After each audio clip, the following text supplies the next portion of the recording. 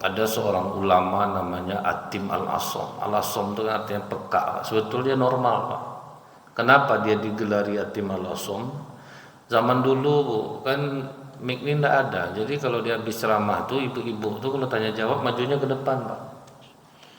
Jadi pas ibu ini sedang bertanya, maklumlah mama-mama ya bu, ya bertanya itu kan pakai otot pak, pakai tenaga, pikiran, perasaan ikut saya terkentut lah ibu nih bu, sedang bertanya itu pak, kuat kentut ya. Orang semuanya ketawa bu, tapi ulama ini enggak dia. Apa katanya? Tolong ibu keraskan suara ibu, saya peka. Senang lah ibu dia, untung peka ustaz nih kalau nggak tahu lah. Padahal dia normal pak. Nah, itulah cara dia menutup malu.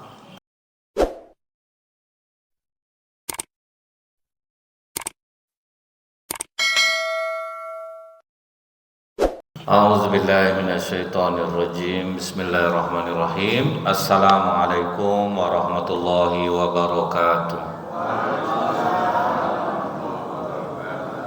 Innal hamdalillah nahmaduhu wa nasta'inu wa nastaghfiruh wa na'udzu billahi min syururi anfusina wa min sayyiati a'malina. May yahdihillahu fala mudhillalah wa may yudlil fala hadiyalah. Asyhadu an la ilaha illallah wahdahu la syarikalah wa asyhadu anna Muhammadan abduhu wa rasuluh. Allahumma shalli wa sallim wa barik ala hadzal nabiyil karim wa ala alihi wa sahbihi ajmain. Yang saya hormati Bapak Ketua Masjid beserta pengurus, alim ulama, tokoh masyarakat, cerdik pandai, Bapak Ibu, orang tua yang saya muliakan, hadirin hadirat yang semoga kita semua senantiasa dirahmati oleh Allah.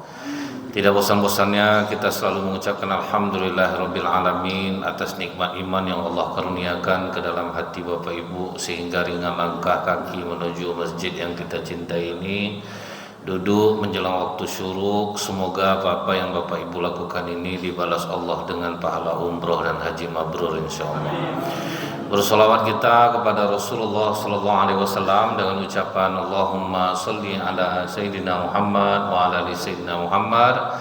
Semoga dengan diringankan Allah lisan kita ini bersolawat, kita mendapatkan syafaat di yaumil akhir kelak.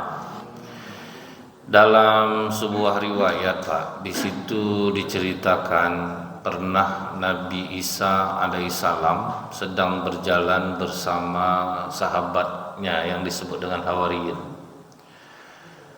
Waktu mereka sedang berjalan itu berpas-pasanlah dengan orang maling yang sudah manjat tembok Pak. Jadi nampak oleh Nabi Isa. Nabi Isa memalingkan mukanya. Tetapi pertemuan itu menjadi asbab hidayah bagi orang maling nih Pak. Pas dia nengok nampak dia Nabi Isa Pak, di situ tuh menjadi asbab hidayah bagi dia. Tidak malu kau. Akhirnya kau dipertemukan sekarang dengan Nabi Isa. Inilah saat kau untuk berubah. Nah dari sinilah kita tahu ya Pak ya, pandangan atau menjumpai orang soleh itu bisa menjadi asbab hidayah di dalam diri kita ini. Tidak selamanya Bu ya, hidayah itu datang kalau kita duduk dengar ceramah saja. Kalau kita lihat di berita, banyak tukang laundry di Amerika masuk Islam justru bukan karena dengar ceramah awalnya, gara-gara mencuci pakaian dalam umat Islam. Nah, kan aneh sebab hidayah itu. Orang Islam disunahkan Bu bersuci, mencuci depan dan belakang, itu bersih Pak. Jadi ya heran tukang laundry di Amerika kok orang Islam ini bersih ya. Nah, itu jadi asbab hidayah. Bisa juga kadang asbab hidayah orang tanpa Bapak Ibu ketahui. Karena Bapak sering pergi ke masjid nampak sama orang Pak. Langsung dalam diri mana malu aku sama Bapak rajin ke masjid aku enggak. Akhirnya dia ke masjid sebetulnya gara-gara Bapak asbab hidayahnya. Bapak Ibu dapat kiriman pahala tanpa Bapak Ibu ketahui. Ya, itulah enak itu Pak. Karena banyak juga orang Bu ya tidak jadi asbab hidayah dia. Ada pengakuan seorang istri, suami saya tuh Ustaz dengar ceramah rajin macam ikan salai matanya menengok Ustaz. Nah, tidak berkedip-kedip. Tapi tidak ada yang diamalkannya satu pun Ustaz. Di rumah jahat. Nah, kan ada juga tuh Pak, berarti tidak juga bisa jadi asbab hidayah gitu. Di rumah itu berbeda dia Pak. Pak. Dia ngaji rajin tapi tidak ada yang masuk. Gitu juga ada ibu-ibu sampai tua tidak menutup aurat. Ngaji paling rajin Pak. Ngaji paling rajin, mulut paling tajam Bu. Itu bingungnya Pak. Sampai heran masyarakat, kemana begilmu dia ini ya. Paling rajin, kemana wirid datang. Tapi rupanya tanggung jahatnya Pak. Jadi asbab hidayah ini macam-macam. Nah kemudian Pak, kenapa Nabi Isa memalingkan wajahnya? Nabi Isa ini terkenal seorang Nabi yang sangat menutupi aib orang Pak.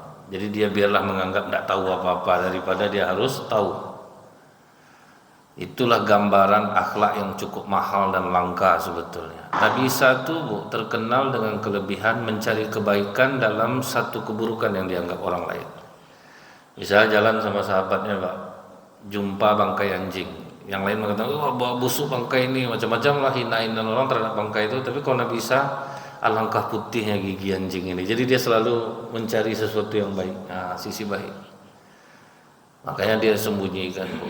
Seolah-olah biarlah aku macam tidak tahu aja, daripada aku harus tahu. Akhirnya kan belum tentu orang ini manjat tembok atau apa gitu Pak. Jadi Nabi Isa itulah menutupnya Bu. Nah salah satu akhlak orang Islam itu berusaha untuk menutup malu orang dari mudarat yang lebih besar.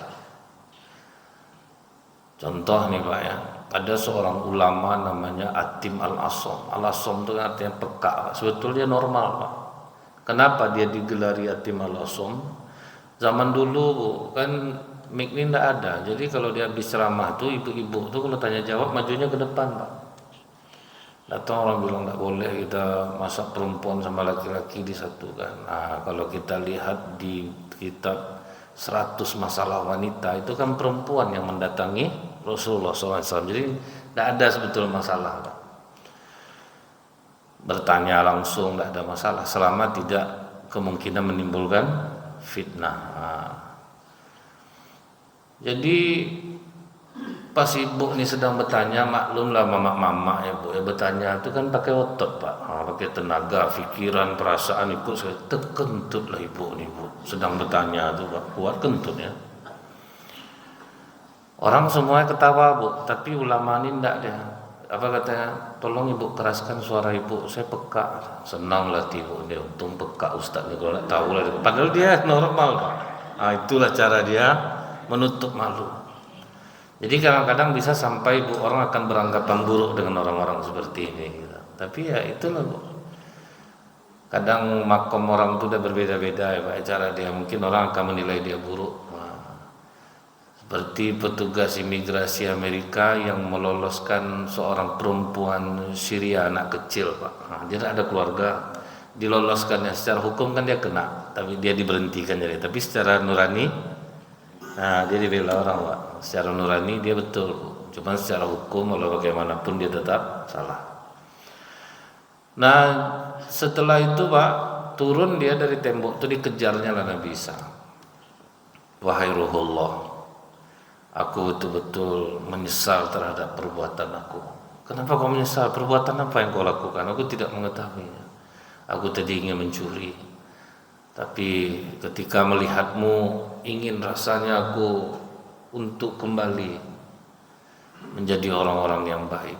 Bimbing aku Nabi, aku ingin jalan bersamamu, aku ingin menjadi muridmu. Dan inilah untungnya Bu, hati orang-orang yang bertobat itu Pak. Orang-orang yang bertobat tuh Pak, dia selalu merasa dirinya kotor. Akhirnya dia selalu menganggap dirinya rendah Pak. Nah ini nih yang paling hebat tuh Bu, punya perasaan seperti orang yang bertobat terus. Kita merasa selalu banyak dosa, masih sangat sedikit amalan. Jadi rendah hati ini ya Bu. Dalam hatinya mengatakan, kau jangan berjalan beriring dengan Nabi Isa, karena kau orang kotor, beradalah engkau tetap di belakangnya. Jadi merasa rendah. Jalanlah dia di belakang Bu. Tanda kerendahan hatinya, karena dia merasa banyak sekali dosa dan kesalahannya.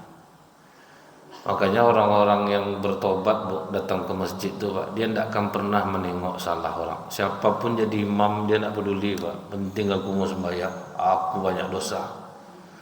Nah, cuman kawan Nabi Isa yang soleh tadi ini rupanya lain isi hatinya, Pak.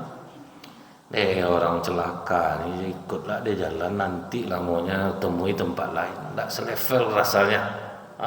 Itu dalam hati sahabat Nabi Isa rupanya, Bu. Dia menganggap orang ini orang rendah, nggak pantas jalan sama kita. Seharusnya dia nanti dulu, biarkan kami jalan dulu, nanti aja temui. Dia terserang penyakit ujub. Ini penyakit bahaya nih, Pak. Kalau sombong kelihatan, Pak. Kalau ujub, dia merasa aku tuh rajin ke masjid karena aku yang mengusahakannya. Aku bisa duduk dengar orang ceramah tuh karena aku memang ingin nambah ilmu. Seolah-olah itu bukan dari Allah. Maka dari awal tuh saya katakan, beruntunglah dapat nikmat iman sehingga Allah lapangkan hati Bapak Ibu. Memang Allah yang melapangkan tuh, Pak. Jangan karena kita nganggap ini karena aku, tidak bisa, itu ujub tuh. Ujub itu tersembunyi. Kalau sombong dia nampak, Bu. Dia butuh pembanding kalau sombong. Berapa harga telekung Ibu, Bu? Nggak usah lah kau tanya lagi, pingsan kau nanti dengan harganya. Itu sombong, Pak. Jadi dia beda dia. Ujub ini tidak kelihatan kita sama Allah tuh. Kita di luar orang tetap nampak kita soleh, Pak. Misal macam Bapak Ibu menengok saya, ini Ustaz Nazrul ini orangnya baik. Ini dalam hati saya ini memang lain Ustaz, memang lain baik saya. Kena, Pak. Jadi ini salah satu amalan pemusnah, sifat pemusnah amal. Turun malaikat Jibril mengatakan kepada Nabi Isa, katakan kepada orang yang di belakangmu, tobat dan dosa-dosanya diampuni oleh Allah. Sampaikan kepada sahabatmu, amal ibadahnya habis karena dia telah merendahkan orang yang bertobat. Artinya tahu Allah. Ini yang harus kita waspadai, Bapak Ibu. Karena orang-orang yang udah rajin ke masjid itu rata-rata merasa ahli surga, Pak. Itu ngeri ya tuh, Pak. Orang ini masuk neraka semua dia semua. Itu dia ngeri. Maka saya bilang, Pak, beruntung orang yang punya hati-hati yang bertobat, karena dia terlalu merasa kotor, Bu. Kalau orang udah rajin-rajin sholat, rajin ngaji, Bu, kadang pindah masjid dia sholat, Bu. Kenapa pindah, Pak? Makhraj huruf imam itu kurang tepat, Ustaz. Jadi dengungnya itu kurang. Itu Pak, itu banyak kena tuh, Pak. Dia pokoknya udah merasa dirinya hebat. Apa enggak parah penyakit ini? Rupanya banyak orang Islam punya penyakit ini, Pak. Enggak sedikit, Bu. Dari mulai orang biasa sampai para ustaz. Tapi kalau tengok orang-orang di masjid tuh, Pak, yang rendah-rendah hati itu deh, dia nih pasti merasa dirinya kotor nih. Hati yang macam itu yang harus kita miliki terus, Pak. Karena, Bu, cara Allah memandang seorang hamba beda sama kita, Pak. Mungkin di mata manusia dia rendah, Bu. Tapi di mata Allah dia mulia, Pak. Contohnya siapa, Bu? Wahid Al-Qarni. Di tengah manusia orang tidak ada mengacuhkannya, Pak. Sampai waktu Umar mengatakan, siapa rombongan haji yang dari Yaman? Nunjuk. Siapa dari suku Al-Qarni? Nunjuk. Siapa di antara kalian yang bernama Wahid Al-Qarni? Ketawa orang kampungnya, Pak. Tuh agak-agak bodoh orangnya tuh khalifah. Ada kami bawa tapi untuk jaga ternak aja.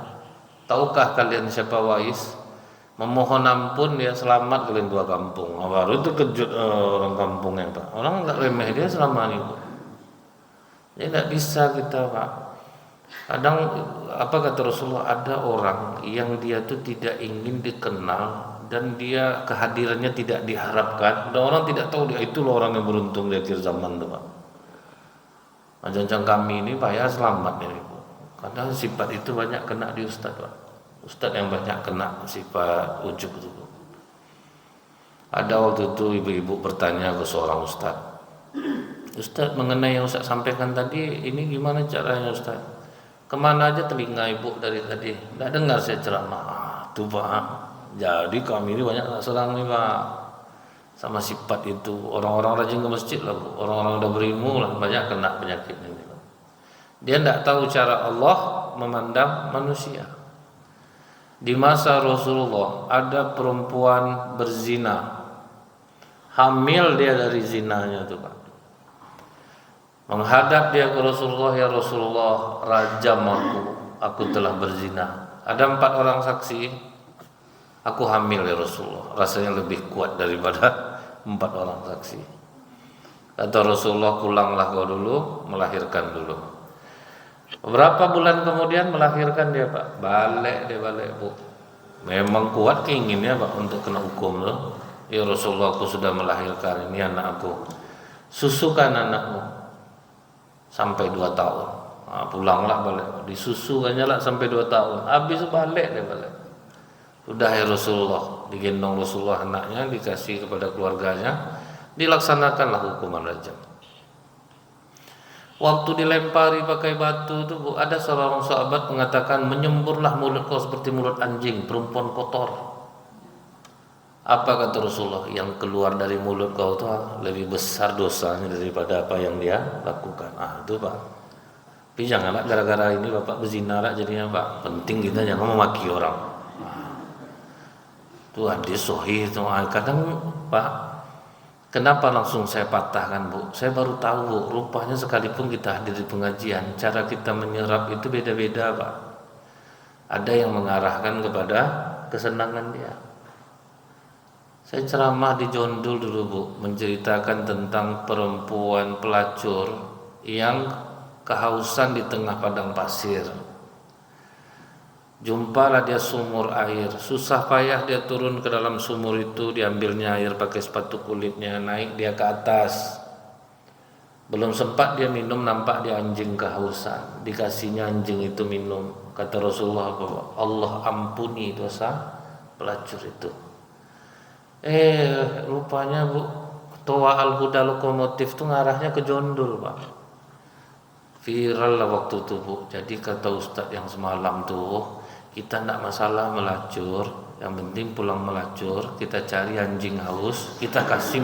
Pak, hampir menyebarkan paham sesat saya lagi Pak. Untung utuh orang dengarnya tuh ya. Macam ini kan bisa salah hati orang Pak, salah persepsi orang jadinya. Kan bisa salah persepsi orang jadinya kan Bu ya. Jadi bayangan perempuan zina Pak, dilempari, dimaki, justru kata Rasulullah lebih besar dosa yang keluar dari mulutmu daripada apa yang dia lakukan. Waktu Rasulullah duduk dengan Ummul Mukminin Aisyah, orang Yahudi lewat memplesetkan salam, Assalamualaikum ya Muhammad. Celaka engkau Muhammad. Kan dengarnya macam masalah Pak. Kan kalau Assalamualaikum selamat atas kamu, tapi kalau Assalamualaikum matilah kau, itu bahasa itu. Langsung dibalas oleh Aisyah, kalian yang mati, kalian yang celaka, kalian yang terlaknat. Justru Rasulullah memarahi Ummul Mukminin Aisyah, yang keluar dari mulut kau tuh kalau direndam ke dalam air laut, ternoda air laut. Air laut berapa luasnya itu Pak ya? Kena kata-kata itu aja Pak, bisa ternoda. Jadi lebih bahaya dosa lisan kita itu yang menggugurkan amalan-amalan kita, itulah memaki, menghina, merendahkan orang. Awak dah rajin sembahyang nih Pak. Makanya banyak orang sekarang stres Bu, makin ibadah saya Ustaz makin tidak tenang jiwa saya. Berdoa tidak ada yang dikabulkan oleh Allah. Gimana mau dikabulkan? Tekor Pak, amalan habis Bu. Apalagi pas pilwako sama pilgub kemarin, habis semua amalan. Aku kalau dia jadi Bang, tidak bisa pakai itu. Pokoknya habis. Udah habis lah amalan ibadah kita. Karena kalau kita menceritakan buruk orang kan pindah Pak. Semua amal kita kan pindah. Kalau iri dengki habis dimakan seperti kayu bakar yang dimakan api. Kalau ujub punah. Gimana coba itu semua kita buat Bu. Ibu-ibu ini menjelang pengajian dimulai itu sempat udah dengar kabar Kak suami siapa sakit. Itulah dah. Dia tuh tidak sadar. Menjelang ngaji aja tuh udah start langsung tuh Pak. Saya duduk aja depan nih Bu. Ibu tuh nggak tahu mic-nya di situ Pak. Dia kan ngaji itu, mau ngaji itu, yang ibu-ibu ini ada mic-nya panjang mau ngaji. Itu terdengar sama saya Bu. Saya diam aja Pak, macam-macam bodoh, semacam tidak tahu. Itulah tuh Bu susahnya. Habis-habis amalan kita sekarang, makin banyak kita keluar sekarang Pak, makin habis amalan. Ada aja kurang orang yang kita lihat tuh udah pasti tuh, ada aja aib orang yang kita pandang. Nah jadi Bu ya, setelah perempuan ini dilempar sudah mati, dimandikan jenazahnya, disolatkan oleh Rasulullah. Ngamuk pula Umar bin Khattab, kenapa kau solatkan perempuan kotor nih Rasulullah? Apa kata Rasulullah? Kau tahu Umar, dikasihnya tobatnya ini untuk 70 orang di Madinah nih selamat semuanya. Wah, baru terkejut Umar, Pak. Ini pada perempuan pezina nih Pak. Tobatnya itu tuh bisa dibagi untuk 70 orang. Baru tuh dia Umar. Itulah cara Allah memandang, beda dengan kita Pak. Nggak bisa kita menganggap diri kita nih hebat, selamat, belum tentu Pak. Makanya punyailah hati yang seperti ini Bu. Anggap aja kita ini baru-baru tobat aja terus Bu. Apa kata Hasan Al-Basri ketika kalian melihat orang yang lebih tua daripada kalian, dia beruntung nyatu nih, dosa udah tidak ada lagi, dia banyak ibadah, sementara aku banyak dosa aku lagi. Nampak orang lebih muda daripada kita, dia beruntungnya anak muda ini pasti dosanya tidak sebanyak aku. Itu terus pokok melihat orang lebih baik daripada kita. Cuman kan ini susah Pak. Itu yang harus kita ingat. Jangan selama ini kita udah merasa bangga kita ini orang yang selamat Bu. Rasulullah menceritakan ada seorang ahli ibadah menghabiskan usianya 70 tahun untuk menyendiri tanpa dosa. Ibadah ya kerjanya Pak. Karena Bu, orang kalau udah mendapatkan ketenangan dari ibadah Pak, memang tidak ada lagi dunia Pak. Habis tuh kalau tidak hati-hati Bu, habis total bisa dibuatnya. Dan itu sudah terjadi di zaman Rasulullah. Contohnya Abu Dzar Al-Ghifari kan sampai istri pun tidak disentuhnya Pak. Itulah ngeri, maka tidak boleh berlebih-lebihan ya Bu ya. Ibadah tidak boleh berlebih-lebihan, itu maka dilarang oleh Rasulullah. Sebab itu karena pasti nikmat Pak, itu udah jelas. Ibadah itu pasti nikmat. Kemudian Bu ya, karena dia taat ibadah Abu Dzar nih, sampai istrinya tidak mau dandan lagi, makanya Rasulullah nanya, Aisyah, apa tidak di rumah suaminya? Di rumah Rasulullah. Coba kau tanya kenapa dia kusut. Ditanya oleh Aisyah, suamiku tidak lagi membutuhkan ranjang pengantin ya Rasulullah. Memang ibadahnya terjadi. Puasa tiap hari. Itulah Salman Al-Farisi datang ke rumahnya tuh. Pas dia tahajud, tunggulah dulu, kau jam berapa barunya? Tidur dulu, kata Salman. Kau lain lah kelakuan kau nih Salman, aku mau ibadah nih, tunggulah dulu. Dia pas mau sahur, aku di rumah nih ya masak sahur kau, nggak enak lah kau puasa aku ndak. Sampai akhirnya Abu Dzar ngadu ke Rasulullah, lain lah Salman di Rasul, diganggunya aku ibadah. Itu yang kata Rasulullah, Salman itu benar, kau yang bahaya. Aku aja Nabi nih ya, aku puasa, aku juga berbuka, aku sholat, aku juga tidur, aku juga melayani tamu, aku juga beristri. Baru terdiam Abu Dzar Al-Ghifari, itu siapa yang kau ikut nih? Aku aja yang paling bertakwa kepada Allah nih ya. Masih bisa pakai. Ingat Abu Dzar, ada hak dirimu, ada hak istrimu, ada hak memuliakan tamu. Kalau tidak puasa tiap hari dia Pak, tiap hari dia puasa. Siapa Bu yang tidak nikmat ibadah? Pasti nikmat Pak. Cuma kalau terlanjur masuk berlebihan, dulu ada sampai perempuan saking nikmatnya ibadah dipasangnya tiang Pak di masjid itu. Jadi kalau dia capek, nyandar dia di tiang tuh Bu. Masukkannya tangannya ke tiang, bergantung dia. Datang Rasulullah, siapa yang punya ini? Zainab. Rasulullah, buka. Ngapa kalian memayah-mayahkan diri? Jadi letakkan sesuatu pada tempatnya. Kalau tidak bahaya. Kemudian dia beribadah selama 70 tahun itu, tidak ada dosa, berpuasa setiap hari, dan Allah sayang sama dia Pak. Sengaja ditumbuhkan Allah pohon delima yang selalu berbuah untuk dia.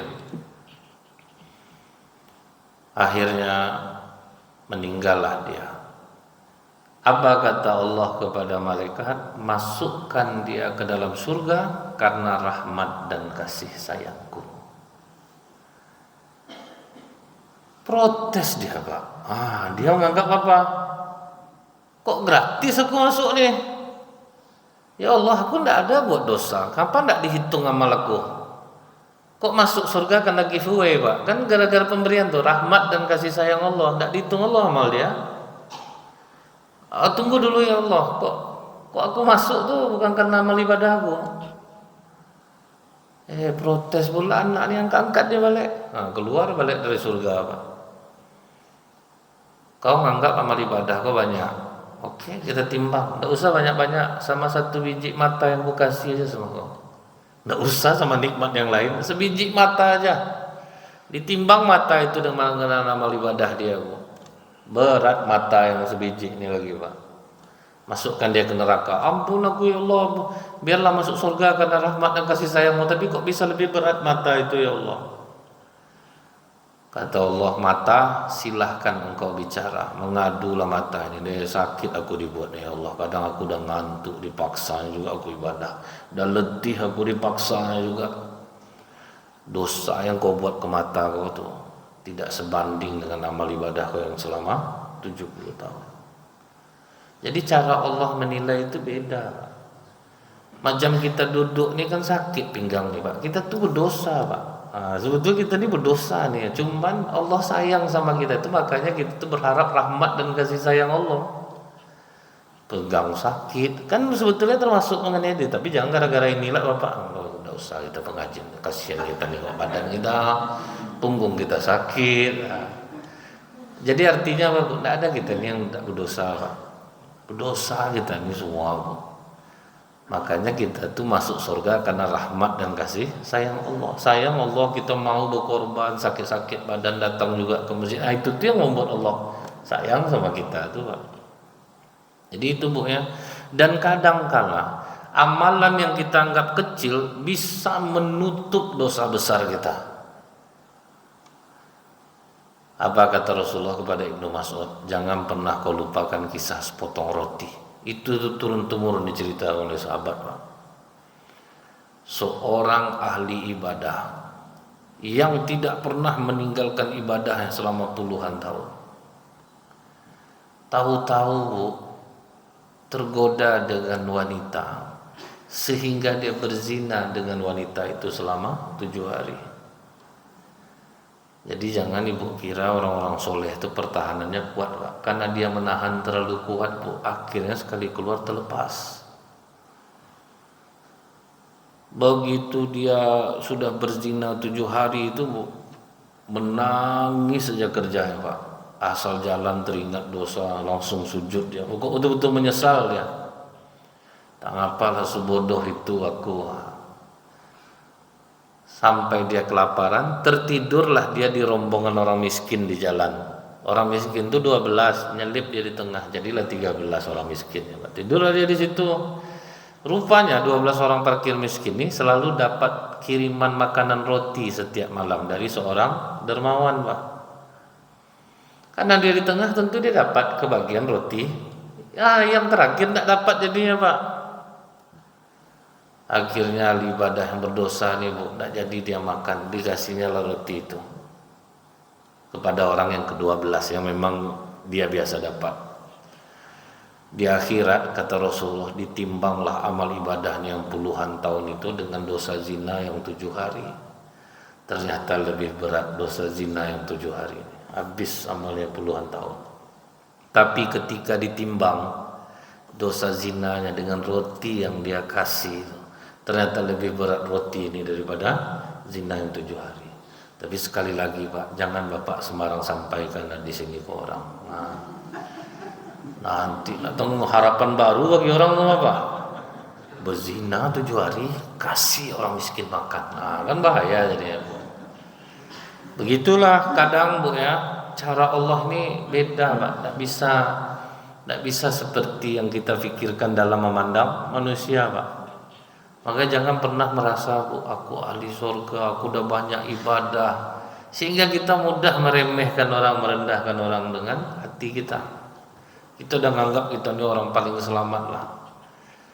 Makanya banyak, Bu, ibu-ibu yang belajar tahsin, belajar tajwid itu agak sok sedikit, Pak. Oh, sampai ndak mau anak-anak tadarus lagi di masjid. Ngapa kan ndak mau tadarus? Muak nengok nenek itu Ustaz. Salah aja orang baca Quran. Kami nunggu dia pulang dulu Ustaz. Kadang sampai lepas-lepas gigi palsunya ngulang-ngulang huruf-huruf. Karena apa, Pak? Selalu menganggap diri kita tuh, karena kita tahu Bu, orang yang belajar Al-Quran pahalanya justru malah dua, pahala membaca, pahala terbata-bata. Jadi jangan dibata-batahkan orang, Pak. Ini baru orang itu hilang suruh orang ngaji, Pak. Orang baru tertarik napas baru sadar salah, Pak, kan. Jadi malas orang ngaji lagi. Ada macam bapak tuh, saya nasihati Ustaz tuh jadinya. Bapak-bapak tuh udah tua, diajarnya tahsin, Bu. Sejak itu takut lah bapak tuh jumpa dia di masjid, Pak. Saya bilang, mau aja bapak nih ke masjid. Itu tuh udah alhamdulillah tuh, tak. Jangan dipaksakan untuk tahsin. Lidah enggak kena lagi lidah tuh. Gigi bapak tuh udah jelas udah sampul semuanya. Ada yang ngompong Bu, sin tentu beda bunyinya Pak, berbunyi angin tuh Bu, dipaksa juga tepat. Bapak nanti menjauhkan orang dari hidayah. Maksud Bapak baik, kata saya. Maksud Ustaz baik nih Ustaz, ngajak orang belajar tahsin bagus tuh, tapi Ustaz harus tahu lidah kita ini tidak sama. Kecuali imam, oke lah. Kalau jamaah harus ditempatkan pula apanya mana bisa, dia lidahnya beda, kemampuan mereka beda, barulah aman sekarang. Sampai atuk-atuk tu bilang, tak rasa jumpa apa kami Ustaz. Kau nengok dia di masjid tu habis maghrib tu Ustaz, berdenyut jantung tu. Ini pasti habis maghrib ni tahsin. Akhirnya ada kami yang zikir jadinya Ustaz. Lari-lari, atur orang tenang-tenang ibadah mau sholat sunat, kan. Takut orang Bu, diajarnya tahsin terus berat kan. Menempatkan huruf, bayangkan Bu. Belum ilmu tajwidnya lagi. Sedangkan bapak tuh beban hidup aja udah banyak Bu, mikirkan penyakitnya, dipikir jalan dengung ikhfa kiki wajib guna, kan pening lah kepala Pak. Tambah naik gula saya enggak nanti Ustaz belajar sama dia. Al-Fatihah enggak selesai sebulan Pak, apa enggak naik gula kita dibuatnya. Ada ya salah tuh, rasanya itu udah kena salah juga baru kata dia. Itu ngeri ya itu. Kemudian Pak, mungkin Bapak Ibu masih ingat, pernah di Madinah lama hujan tidak turun. Udah dipimpin oleh ulama Madinah sholat istisqa sampai berkali-kali, tidak ada hujan turun tentu. Sampai itikaf lah ulama itu di Masjid Nabawi dalam gelap tuh merenung. Sedang merenung masuk tukang sol sepatu di Madinah, tukang jahit sepatu di pasar. Sholat dia 2 rakaat, diangkatnya tangannya ke langit. Dia tidak tahu ada ulama-ulama itu di dalam Pak. Ya Allah, sudah lama Engkau tidak menurunkan hujan. Ampuni dosa kami ya Allah, turunkanlah hujan untuk kami. Sempat ulama tuh dia pula yang minta. Kadang heran lah kita ya, tidak dipikirnya dia tuh siapa. Kita udah berkali-kali nih ya, tidak ada rupanya babu turun tangan dia bersamaan dengan turunnya hujan yang lebat dari langit. Langsung istighfar ulama itu. Jadi itu ya Pak ya, jangan pernah menganggap diri kita lebih hebat daripada orang. Kemudian Bapak Ibu, ada, kalau kita tahu kenapa saya katakan banyak ustadz yang kena penyakit ujub ini Bu ya. Ada murid dari Bayazid Al-Bustami rahimahullah, tapi di dalam riwayat ini tidak disebutkan nama muridnya itu Pak, untuk mungkin jangan sampai ini menjadi aib.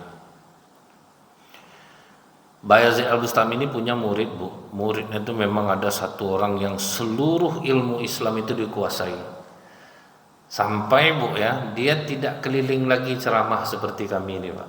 Orang yang mendatangi majelisnya. Jadi dari habis subuh itu udah ada tuh Bu, pelajaran ini dari jam segini sampai jam segini, pelajaran ini sampai ini. Pokoknya komplit lah. Macam Imam Syafi'i ngajar lah Pak. Imam Syafi'i ngajar kan seperti itu juga, dari pagi jam sekian pelajaran ini. Karena Imam Syafi'i memang menguasai hampir seluruh bidang ilmu. Kalau orang yang buka majelis itu Bu, orang yang datang ngaji ke dia, otomatis ekonomi aman. Itu udah jelas Pak. Sholat jamaah terjaga karena dia yang ngatur. Baca Al-Quran terjaga, ibadah-ibadah sunnah terjaga, puasa terjaga. Jadi tahajudnya pun terjaga. Kalau macam kami ini Bu, kadang ada kami ini yang kalau misalnya macam bulan puasa itu Bu ya, tidak sholat tarawih jadi Pak, pindahlah masjidnya lagi Pak kan. Pas habis ya Pak, pindah masjid. Habis ceramah Bu ya, tidak tarawih langsung pindah ke masjid lain. Masih banyak yang kena ya Pak. Ada lagi yang kadang Bu, misalnya habis sisa ada ceramah berkoling lah imam tuh, Pak Imam tolong ayat pendek-pendek Pak Imam ya. Saya nyambung lagi habis ini. Tuh Pak, berkode lah imam tuh Pak. Imam ini maksud awak pendek itu jangan pendek dulu. Inna a'toina ketara betul Pak kan. Masa rakaat pertamanya inna a'toina kautsar Bu. Fasol itu pendek betul Pak kan. Habis itu tidak sempat lah zikir langsung pergi Pak. Jadi makanya Bu ya, kalau dibilang ustadz-ustadz ini amalannya lebih daripada jamaah itu belum tentu juga Pak. Waktu luar biasa ya Ustadz ya, pindah-pindah masjid menyebarkan kebaikan. Dalam hati saya terlalu baik sangka betul lah jamaah ini, padahal amplop Pak masalahnya itu Pak. Orang nganggap kami ini tuh Pak ya, wah, luar biasa ikhlas Ustadz. Allah lah yang maha tahu lagi itu Pak. Beda 50 100 saja pindah ceramah kadang jangan kenapa lagi saya kalau pas jamaah bilang gitu tuh Bu ya deh malu ya. Pak jangan bilang itu. Allah maha tahu hati saya ini. Kadang jamaah ini kan baik sangkanya tinggi, masya Allah Ustaz, sehat-sehat ya Ustaz ya dalam perjuangan dakwah saya dalam hati. Jual kan, kalau tak jelas angka mana mau macam ini dia. Memang Pak, Allah tuh kan maha tahu hati kita nih Pak. Tapi jamaah ini luar biasa Bu, berbaik sangkanya tinggi Pak. Hebat Bu jiwa-jiwa jamaah nih, Allah kasihan kita Ustaz tuh jauh-jauh. Padahal kadang-kadang kita yang di lapangan tuh tahu Bu, kadang Ustaz ini ngumpulkan cerita itu, kadang payah jamaahnya. Terus saya bilang deh ya Allah, tukang bangunan dari pagi sampai sore, tenaganya, pikirannya, kita 15 menit, setengah jam, tidak patut kita ngomong itu. Seharusnya pendam aja lah. Tak boleh ngomong macam itu. Apa sih Pak? Kadang lucu aja dengarnya Pak. Bandingkan dengan apa? Kalau misalnya kita itu, dia dibandingkannya dengan dokter. Dokter itu bukan sembarangan memeriksa detak jantung. Gini-gini aja nih Ustaz. 165 gini ya. 3 janganlah bedakan, itu ilmunya beda tuh. Beda ilmu detak jantung segini, ini detak jantung segini, tak sembarangan.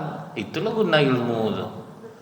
Jadi memang kalau dibandingkan macam itu, bandingkanlah sama Raffi Ahmad Bu, 5 menit ngomong aja berapa ratus juta kadang Pak. Sementara guru ya, kerjanya payah, ada kalau diwawancara berapa gaji sebulan? 300 ribu, 500 ribu. Ada orang kerja ngomong 5 menit aja deh Pak, ratusan juta. Jadi masing-masing orang itu berbeda-beda. Yang kita ini ibarat itu tidak perlu dibandingkan sebetulnya Pak. Memang tidak bisa dibandingkan. Memang ngeluh itu yang tidak boleh sebenarnya Bu kan. Nah kemudian Pak, setelah kita tahu bahwa amalan murid Bayazid Al-Bustami ini komplit, yang disampaikannya kata-kata baik setiap hari Pak. Setiap hari dia menasihati baik sama orang. Tapi apa pengakuannya kepada gurunya Bayazid Al-Bustami? Tidak pernah aku menemukan ketenangan jiwa guru. Aneh kan Pak? Tiap hari ceramah nasihati orang yang baik-baik, amal ibadah terjaga, tapi hati aku tidak pernah tenang guru. Perasaan aku selalu gelisah. Apa jawaban Bayazid Al-Bustami? Kau telah menutup dirimu dengan Allah. Maksud guru apa? Kalaupun aku sampaikan obatnya, aku yakin kau tidak akan bisa membuatnya, mengamalkannya. Apa itu guru? jubah kau ini terlalu bagus menurut aku. Rupanya Pak bisa ustadz ini kena dari pakaian yang dia pakai. Kan ada kami ini Bu yang ingin betul dianggap seorang yang soleh gitu Pak. Kan kami sendiri yang tahu tuh Pak. Orang kan tidak tahu. Belum tentu juga dengan gaya yang sederhana berarti dia ikhlas juga, enggak. Bisa jadi dia ingin dianggap orang rendah hati, kan beda lagi tuh Pak. Tapi ada lagi Bu, pakai sorban, pakai jubah, ingin dianggap orang soleh. Di Masjid Kulim dulu tuh ingat saya ada bapak tuh paling suka tuh tiap Jumat tegak di pintu, pakai jubah putih, pakai sorban, pakai syal, pakai lagi luarannya tuh. Orang Indonesia ini Bu asal nampak orang macam itu kan orang soleh katanya Pak. Salam, orang cium tangan. Kami tahu Bu, bapak tuh gila sebetulnya. Orang salam cium tangan kami tak tahan Pak. Itulah orang Indonesia ini sebagian kayak gitu Bu. Pas nampak bapak tuh sholat, rukuknya sampai 4 kali Bu, menunduk yang salam cium tangan tadi Pak. Ada orang anggapannya gitu Pak. Pokok kalau orang macam ini soleh lah nih. Ada orang tuh berpakaian tuh ingin dianggap lebih dia daripada orang lain. Jadi lebih bahaya lagi Pak. Kalau orang umum yang bergaya dia Pak mungkin tidak ada masalah. Tapi orang yang ingin dianggap soleh itu bisa jadi masalah Pak. Karena ini hubungannya masalah iman. Oh jadi rupanya Bu di jubahnya itulah membuat dia ujub ingin berbeda daripada murid-muridnya. Bergayalah dia Bu. Maka kata gurunya itu, obat kau ni kau tukarlah jubah kau ni dengan biasa. Karena apa yang dipakai raga akan mempengaruhi jiwa. Anak kecil Bu dikasih baju tentara langsung tegak badannya Pak. Dikasih baju polisi jadi polisi dia. Itu yang patah kaki dulu dipasangkan mamahnya baju Superman Bu, dibantainya meloncat Pak dari tangga ke bawah, patah kaki langsung karena dia membawa ke dalam jiwanya Pak. Jadi Spiderman dia betul-betul manjat dia Pak, jadi hebat aja dia manjat karena mempengaruhi jiwa Pak. Ibu misalnya nih Bu ya, pakai telekung harga 3 juta, tapi orang tidak tahu nih Bu ya, mungkin ibu bisa tinggi di sisi Allah. Karena menggunakan nikmatnya untuk membeli yang terbaik untuk ibadah. Kan bisa jadi seperti itu Pak. Cuman kalau lain hati kita Bu merasa berbeda kita, itu tuh yang susah Bu. Maka kadang Bu ya ingin dianggap ustaz tuh kadang duduk aja beda tuh Pak. Pas jadi imam dia Bu tak tanggung panjang-panjang ayatnya. Pas sholat 2 rakaat Pak qul huwallahu ahad. Nas. Tapi kalau jadi imam bawa sangka udah ujung ayat tuh Bu sambung balik Bu kan. Orang udah begini Pak lupa ya tolonglah tukar ujungnya tuh gitu Pak. Jangan dipanjangkan sedikit. Nih Allahu la ilaha illallah tuh orang dah mau sujud tadi Pak. Pas giliran sholat sunat Pak nampak takut kecepatan tinggi Bu. Kadang sekelebat itu, salam Pak. Tapi kalau jadi imam bukan main lagi Bu. Sampai meleleh hidung orang sujud itu dibuatnya. Tapi pas sholat sendiri, padahal Rasulullah kata kalau sholat sendiri silahkan panjangkan. Kalau sholat berjamaah ringankan. Macam imam kita di masjid ini kan ringan tuh Pak. Tidak lama, ayat enak. Ini luar biasa nih. Tambahlah ganteng lah imam kita lagi kan. Tambah double. Jadi rupanya Bu jubahnya itu bisa membuat dia naik hati jadinya. Kata Pak Yazid Al-Bustami, kau ganti jubah kau dengan jubah biasa sekarang, kau gantung kacang di leher kau. Kau pergi ke pasar, kau panggil anak-anak kecil, siapa yang mau menampar kepala kau kasih kacang sebungkus. Ngeri enggak pengobatannya itu Pak. Gurunya nyuruh itu Pak, ngeri pengobatannya Bu. Habis kacang kau tuh, kau tambah kacang lagi, pergi kau ke majelis di mana orang sangat menghormatimu. Pergi kau ke sana, habis kau ngaji, kau suruh jamaah kau melempang kepala kau, kasih kacang sebungkus. Langsung kata muridnya nih, subhanallah guru, la ilaha illallah, Allahu akbar. Tidak mungkin aku melakukan perbuatan sehina itu. teng penyakit kau ini. Aku sebetulnya akan menyuruh kau macam itu. Aku hanya ingin mendengar respon dari mulut kau. Ternyata memang ujub penyakit kau. Mulut kau mengucapkan subhanallah tadi, maha suci Allah. Sebetulnya kau menganggap aku ini suci guru. Tidak mungkin aku melakukan pekerjaan hina itu. Kafir keluar dari mulut kau nih. Kau bukan menyucikan Allah, kau menyucikan dirimu sendiri. Itu Pak. Kau katakan la ilaha illallah, tiada Tuhan selain Allah. Kau aja udah menganggap diri kau Tuhan di majelis itu, karena kau yang menganggap bahwa kaulah yang ngasih orang petunjuk. Bahaya tuh Pak. Kalau sempatlah petunjuk tuh Bu, manusia yang ngasih. Udah Islam paman Rasulullah Abu Thalib tuh Pak. Buktinya apa Bu? Abu Thalib musyrik meninggalnya Pak. Berarti apa? Rasulullah tidak bisa ngasih orang hidayah Pak. Jadi janganlah kalau tidak aku nunjukkan dia dulu tuh ke jalan kebenaran, entahlah. Seolah-olah kita yang ngasih orang hidayah. Macam kami ini ceramah Pak. Apakah kami ngasih hidayah ke Bapak Ibu? Kesempat itu perasaan saya ini Bu, hancurlah saya. Jadi dia mengatakan tiada Tuhan selain Allah, sedangkan dia sudah menganggap dirinya Allah. Berapa banyak ustadz, kenapa besok di akhirat itu Pak ustadz yang berada di neraka paling bawah? Ternyata apa yang diajarkan mereka kan besok Bu ustadz-ustadz nih sambil berputar-putar di neraka menarik-narik ususnya. Saya heran Pak, apa kok ustadz yang banyak? Oh rupanya banyak yang meleset Bu, yang udah nganggap dirinya tuh Tuhan. Salam, cium tangan, sekarang tambahlah cium kaki lagi Pak. Sudah itu ada saya nengok tuh Pak, tuh sisa air kaki dicuci, diminum. Oh ngeri Bu. Sudah tuh orang bersalam saya tengok Bu, ada orang bersalam ngasih amplop agak panjang doa sikit. Masya Allah, astagfirullah. Terus sikit amplopnya, wah pergi. Nampak bedanya Pak. Kan kamera nih Pak, hati-hati lah, nampak semua tuh. Jadi ya makanya sekarang Bu diserang betul oleh ulama Nusantara hal-hal seperti itu tuh. Karena memang kok aneh-aneh nih, mengagungkan kuburan, dihias-hias kuburan. Yang datang orang-orang berjubah, jadi jamaah ini yakin Pak bahwa ini benar, padahal itu udah melenceng betul tuh Bu. Udah menghias-hias kuburan sampai mengorbankan diri untuk pergi ziarah ke sana ngalap berkah atau apalah macam-macam lah dalilnya itu Pak. Sekali dibongkar kotak infak kuburan tuh Bu, mau 5 karung Pak. Berarti kan ini sebagai investasi Pak. Jadi dibuat-buatlah cerita gitu Bu ya.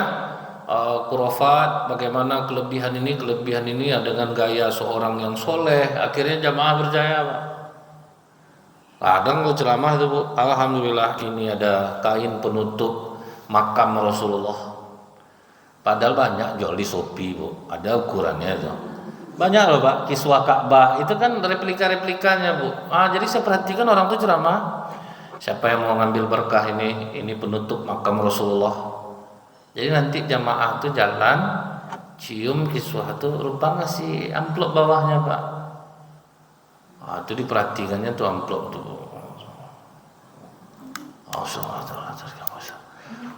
Itu agak tebal tuh. Tuh kalau ditengoknya rupa ngasih siwak Pak. Jadi khusus yang agak banyak duitnya panjang itu diolahnya jamaah nih Pak. Baru situ saya paham. Pantas Ustaz nih banyak dikerak neraka karena dia menganggap dirinya itu Tuhan Pak. Orang akhirnya nurut. Disuruh apa aja nurut Bu. Ini kita nih mau mengadakan maulid, siapa yang mau nyumbang untuk Nabi nih, bukan untuk saya, untuk Nabi. Berapa? 100 juta, salaman sama saya, salam. Itu panjang doanya tuh 100 juta. Kau berapa? 25 juta. Ya semoga Allah mudahkan segala urusan. Tadi lama Pak yang 100 juta. Bahkan ada yang menghina sahabat Nabi. Untung kita nih di Indonesia. Kalau sempat di Afrika jadi Bilal kita. Kan berarti menghina tuh. Jadi memang ngeri sekarang Ibu. Hebatnya kiai-kiai sekarang di Nusantara ini mulai membuka tabir itu. Hati-hati kita dalam berguru. Mulut kau mengatakan Allahu Akbar, sebetulnya kau sedang mengagungkan dirimu sendiri. Nah itu kena dia jadinya. Jam berapa suruh Pak? Udah berapa menit lagi? Oh 10 menit lagi. Oke. Jadi ustadz aja bisa kena dengan perangkap ujub seperti ini.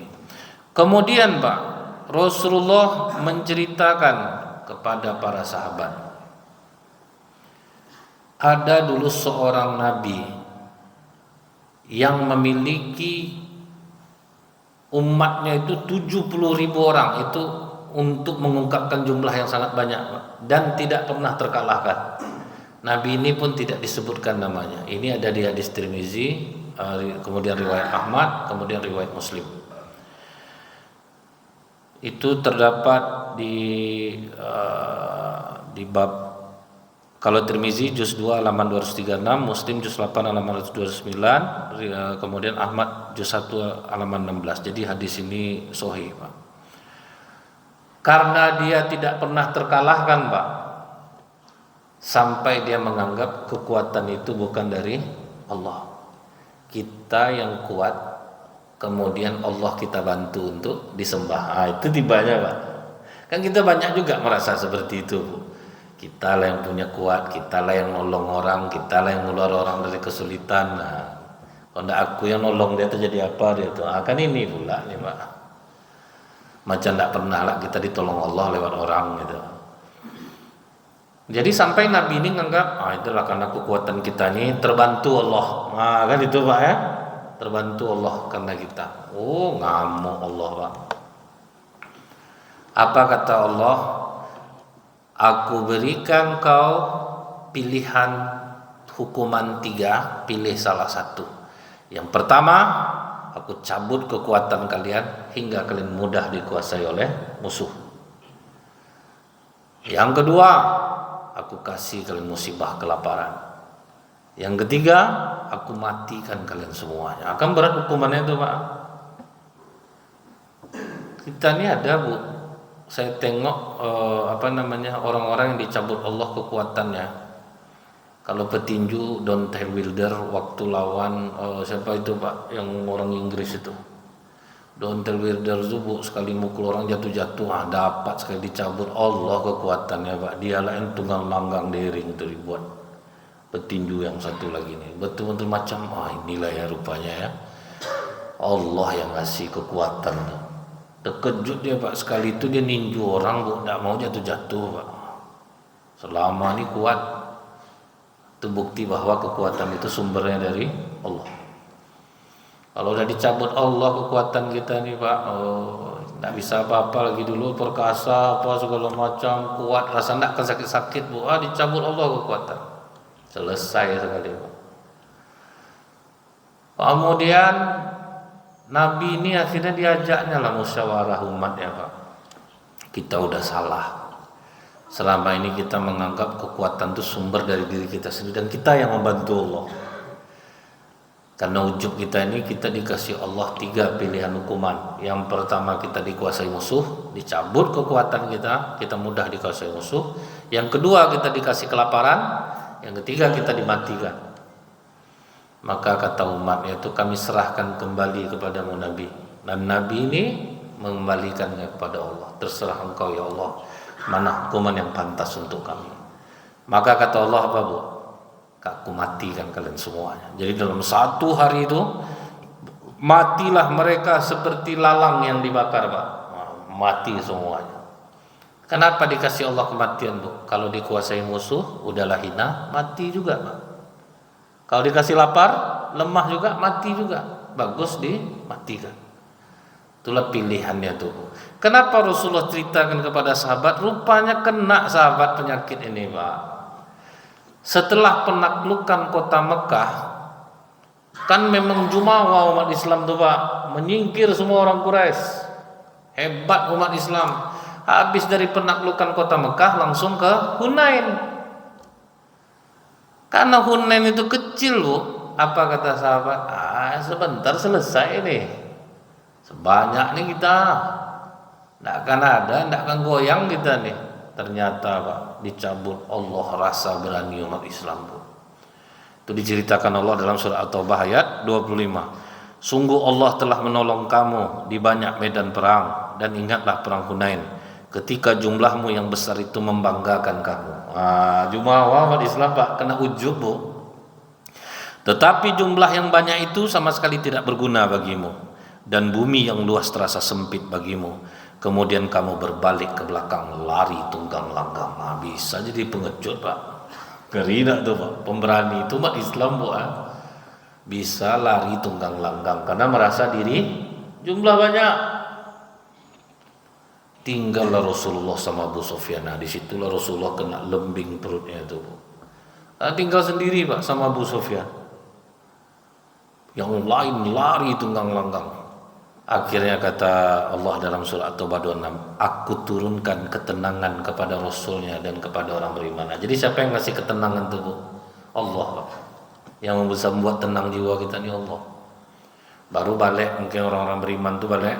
Setelah itu baru diselesaikan Allah. Aku turunkan tentara yang tidak terlihat. Kalau enggak udah hancur umat Islam waktu itu Pak. Jadi yang bisa menenangkan kita itu Allah, yang mencabut, yang membuat kita penakut ke masjid sampai menguncang-guncang kunci pintu tiap sebentar itu tuh kan Allah mencabut ketenangan dari kita itu Pak. Sampai pintu rumah ibu tuh rusak bukan karena dicongkel maling Bu, ibu goncang bertahun-tahun tuh Bu. Mau pergi subuh tuh kan goncang tes. Itulah jadi ya. Kadang kita ke masjid tuh Pak, saking takutnya hilang sendal kiri sama kiri kita bawa Pak. Jadi payah kita ini berharta Bu. Awak ada rajin salat kan Allah ngasih rasa takut tuh Pak. Sampai kiri sama kiri bawa Bu, panik lah orang maling dibuatnya Bu. Aneh sendal orang jamaah masjid kiri semua.